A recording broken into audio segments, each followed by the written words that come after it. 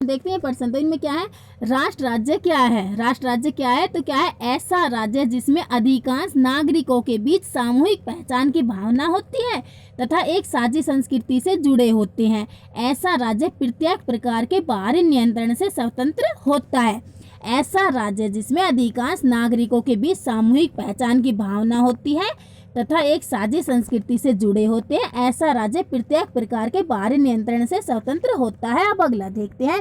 अगले में क्या है, निम्नलिखित में से कौन सी वृहत उत्पादन पद्धति से बनी विश्व की पहली कार है। वृहत उत्पादन पद्धति से बनी विश्व की पहली कार कौन सी है, T model Ford. T model Ford. अब अगला देखते हैं। अगले में क्या है, अगले में इंग्लैंड में किस नई प्रौद्योगिकी की शुरुआत से महिलाएं चिढ़ती थी। इंग्लैंड में किस नई प्रौद्योगिकी की शुरुआत से महिलाएं चिढ़ती थी, तो इंग्लैंड में स्पिनिंग जेनी के आविष्कार से महिलाएं चिढ़ती थी। स्पिनिंग जेनी के आविष्कार से। अब अगला देखते हैं। अगले में क्या है, अगले में सत्याग्रह के विचार का क्या अर्थ है। सत्याग्रह के विचार का क्या अर्थ है, तो क्या अर्थ है, यह दमनकारी व्यवस्था के विरुद्ध जन आंदोलन का एक अहिंसावादी तरीका था। यह दमनकारी व्यवस्था के विरुद्ध जन आंदोलन का एक अहिंसावादी तरीका था। गांधी जी ने इसे सत्याग्रह नाम दिया था। इसमें सत्याग्रह के विचार में सत्य की शक्ति पर आग्रह और सत्य की खोज पर जोर दिया जाता था। सत्याग्रह के विचार में सत्य की शक्ति पर आग्रह और सत्य की खोज पर जोर दिया जाता था। इसका अर्थ यह था कि अगर आपका उद्देश्य सच्चा है, अगर आपका उद्देश्य सच्चा है, यदि आपका संघर्ष अन्याय के खिलाफ है, आपका संघर्ष यदि अन्याय के खिलाफ है, तो उत्पीड़क से मुकाबला करने के लिए आपको किसी शारीरिक बल की आवश्यकता नहीं है। तो उत्पीड़क से मुकाबला करने के लिए आपको किसी शारीरिक बल की आवश्यकता नहीं है। प्रतिशोध की भावना या आक्रामकता का सहारा लिए बिना सत्याग्रही केवल अहिंसा के सहारे भी अपने संघर्ष में सफल हो सकता है। प्रतिशोध की भावना का सहारा लिए बिना भी सत्याग्रही केवल अहिंसा के सहारे भी अपने संघर्ष में सफल हो सकता है।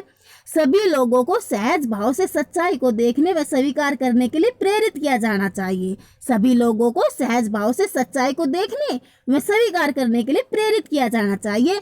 इस संघर्ष में जीत सत्य की ही होती है। इस संघर्ष में जीत सत्य की ही होती है।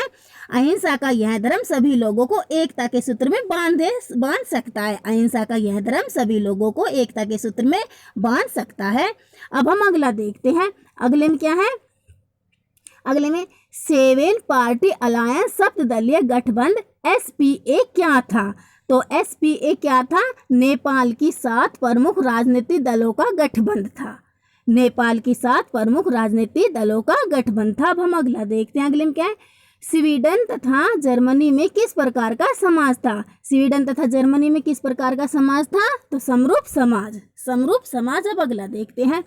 अगले में क्या है, अगले में स्टेट जनरल का नया नाम क्या था। स्टेट जनरल का नया नाम क्या था, तो क्या था, राष्ट्रीय सभा। राष्ट्रीय सभा। अब अगला देखते हैं। अगले में क्या है, 1804 की नागरिक संहिता को किस नाम से जाना जाता है। 1804 की नागरिक संहिता को किस नाम से जाना जाता है, नेपोलियन संहिता। नेपोलियन संहिता। अब अगला देखते हैं। अगले में क्या है, 1918 में गांधी जी ने किस शहर में सत्याग्रह आंदोलन किया। 1918 में गांधी जी ने किस शहर में सत्याग्रह आंदोलन किया, अहमदाबाद में। अहमदाबाद में। अब अगला देखते हैं। अगले में क्या है, जापान की सबसे पुरानी मुद्रित पुस्तक कौन सी है। जापान की सबसे पुरानी मुद्रित पुस्तक कौन सी है, डायमंड सूत्र। डायमंड सूत्र। अब अगला देखते हैं।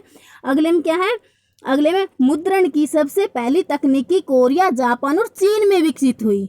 कोरिया, जापान और चीन में विकसित हुई मुद्रण की सबसे पहली तकनीक। अब अगला देखते हैं। अगले में क्या है, अगले महात्मा गांधी जी ने चंपारण और खेड़ा में सत्याग्रह आंदोलन क्यों किया। महात्मा गांधी जी ने चंपारण और खेड़ा में सत्याग्रह आंदोलन क्यों किया, तो क्यों किया, 1916 में उन्होंने बिहार के चंपारण इलाके का दौरा किया और दमनकारी बागान व्यवस्था के विरुद्ध किसानों को संघर्ष के लिए प्रेरित किया। 1916 में उन्होंने बिहार के चंपारण इलाके का दौरा किया और दमनकारी बागान व्यवस्था के विरुद्ध किसानों को संघर्ष करने के लिए प्रेरित किया। गांधी जी ने 1917 में गुजरात के खेड़ा जिले में लगान न चुकाने का आंदोलन चलाया। गुजरात के खेड़ा जिले में फसल खराब हो गई, जिस कारण किसान लगान चुका पाने में असमर्थ थे। गांधी जी ने 1917 में गुजरात के खेड़ा जिले में लगान न चुकाने का आंदोलन चलाया। गुजरात के खेड़ा जिले में फसल खराब हो गई, जिस कारण किसान लगान चुका पाने में असमर्थ थे।